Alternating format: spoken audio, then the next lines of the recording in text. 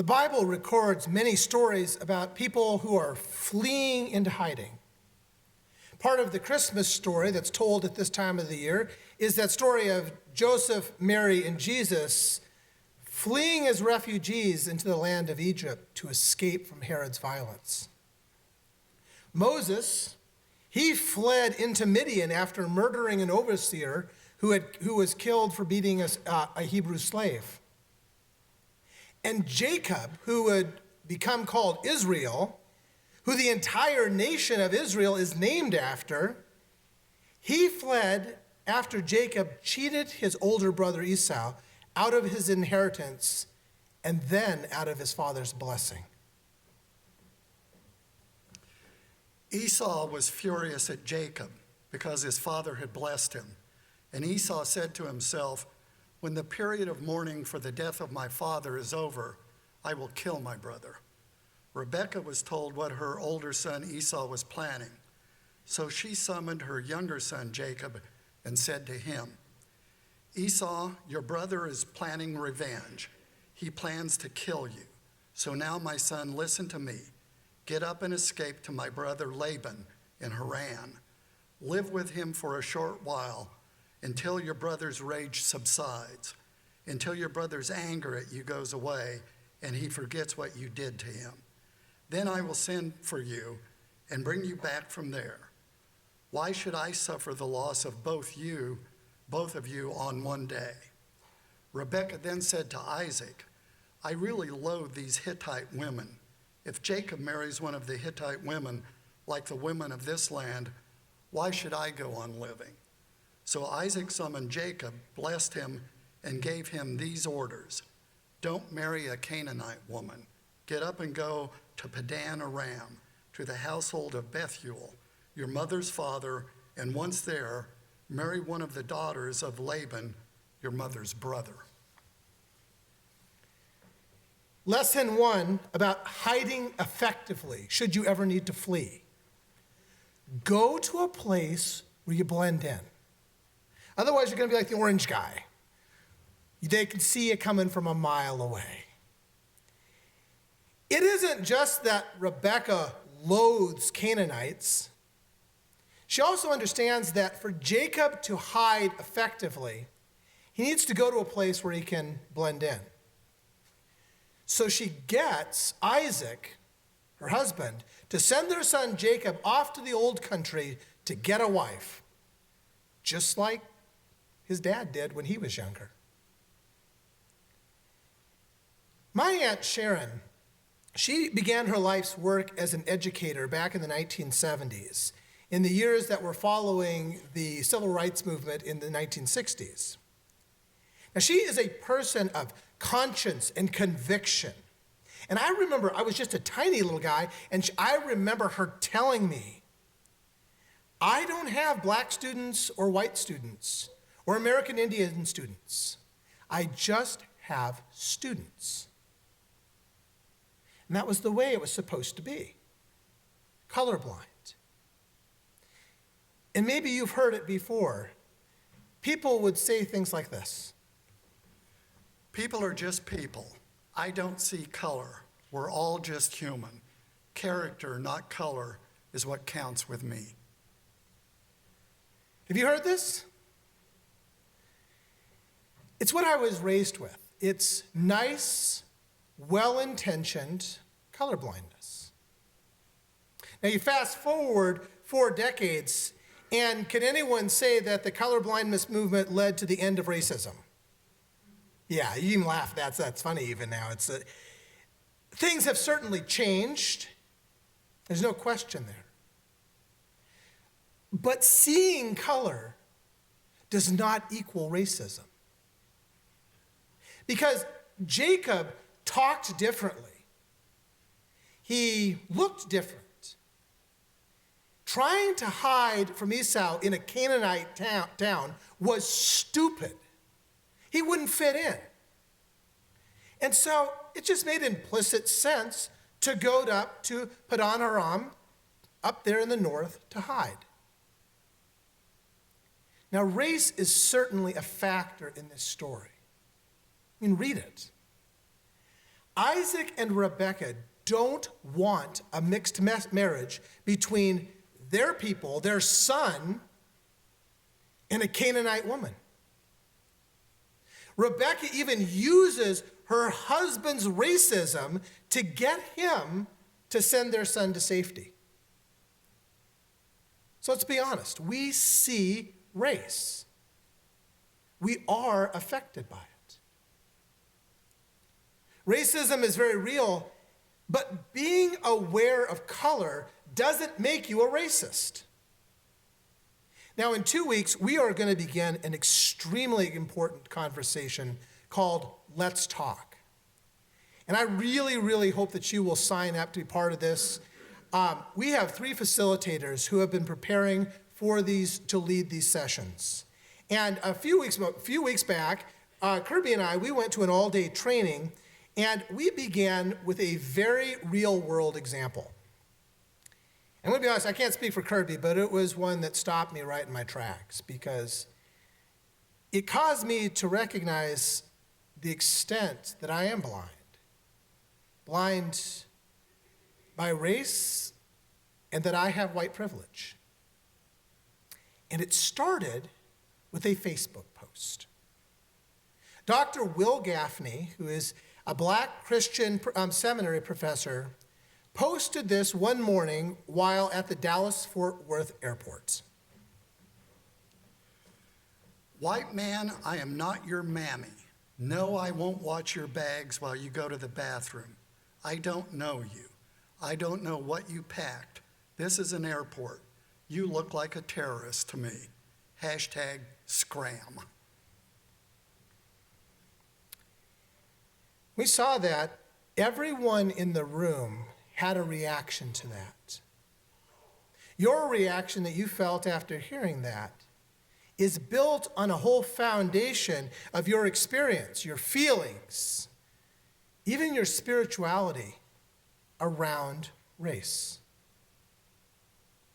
And it being Facebook, a few hours after she made this post, a white man named Randall responded. And would you say the same to a brother or a sister? Would you watch no stranger's bag? Or would you judge?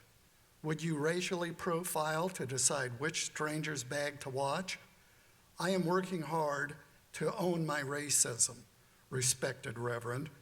May we all broaden our love, not to watch a bag, but to see divinity, or even the stranger. And that recognition should supersede our inherited pain and judgment of the other. Yeah, so that happened.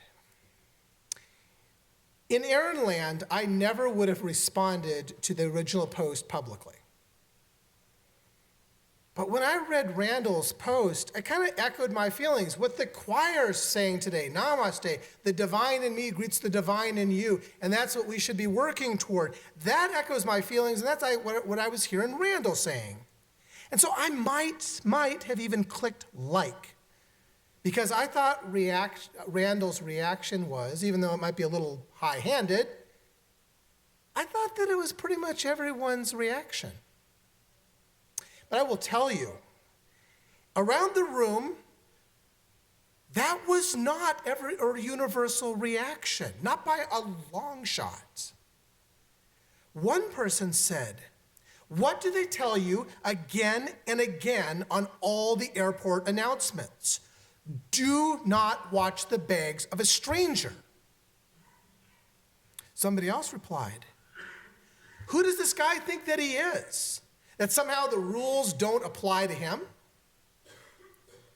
Another person said, "It's because you're white that you think that somehow you don't fit the profile of a bad guy."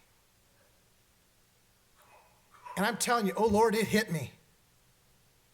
My implicit reaction was completely based in my own white privilege. And crudwad, I'm at a training session to train other people to identify it. I didn't even see it myself. How about you? what was your first reaction when you heard Randall? Now, about half an hour after Randall made this, a white woman named Laura decided to respond to Randall. White person to white person, you're out of line here and completely misunderstanding the point of this post. Please do not presume to lecture the Reverend Dr. Gaffney on race. Here's what I learned from her post. Dr. Gaffney should correct me if I'm wrong, but you shouldn't try. It is a distinctly race-based behavior to think the rules don't apply to you. Do not watch a stranger's bag is an absolutely firm rule at the airport. Therefore, do not ask a stranger to watch your bag is a presumed rule. Presuming to ask a stranger to not only provide favors, but to break a commonly accepted rule to do so, expecting a stranger to presume you're innocent, is something that people do when they have been taught great privilege and subconsciously believe other people exist to serve them. The Reverend Doctor's behavior was not judging based on race. It was accurately assessing the way this stranger judged himself and her based on race. Do you kind of see where this is going? Do any of you have any of those family holiday gatherings that were kind of like this? One of those conversations where somebody says, I'm not a racist, but, and you know that the next thing out of their mouth is going to be completely prejudiced. And you have to decide in that moment whether or not to say something about it or just to say, will you please pass the potatoes? Well, Randall, he had to respond. Thank you, Laura. I stand corrected, and I apologize. I have great respect for Reverend Dr. Gaffney, which is why I read her posts. As a white guy, I try hard to be aware of my own racism based on the privilege of my upbringing. Please, all, accept my heartfelt apology. I did not see that coming. I'm not sure if you did or not. I did not see that coming. You know, just when I think that there's no hope for people to actually change, and that we're going to all fall back into the roles that we seem to have to play or that society tells us we have to play,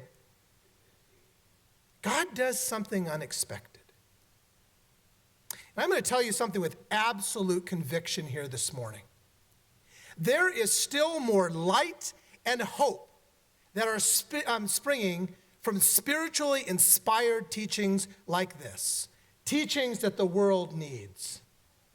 Consider everyone as equal, and don't think that you're better than anyone else. Instead, associate with people who have no status. Don't think that you're so smart. Don't pay back anyone for their evil actions with evil actions, but show respect for what everyone else believes is good. If possible, to the best of your ability, live at peace with all people. Against my expectation, this guy Randall, I don't know, demonstrated respect and a desire to live at peace. Now notice the scripture says nothing that you should be blind to difference, pretending that everyone is just equally regarded in the world, because that's not right. That's just blind. Instead, engage and develop a true spiritual humility and the grace to forgive and to reconcile. Laura responded with grace just a few minutes later. Good. Smile emoticon. Perhaps another time you can return the favor and tell me when I don't understand or am out of line. I need people around to do that for me too. And it's helpful if we do that for each other. So Dr. Gaffney and others doesn't have to do it all the time. So here's the good news. Change is possible. when we regard being church more than going to church, this thing that we are has power. When we're able to listen to each other without somehow thinking that we're better or smarter, maybe have more evolved sensibilities, or maybe we're more real. When we can do that and see ourselves as not better than anyone else, and actually open our souls to hear God's voice from those people that you didn't expect, when we're able to do that, life is transformed and this world is blessed. This is my prayer for you and me this morning. May we be transformed together, shaped more into the image of Jesus the Christ. Amen.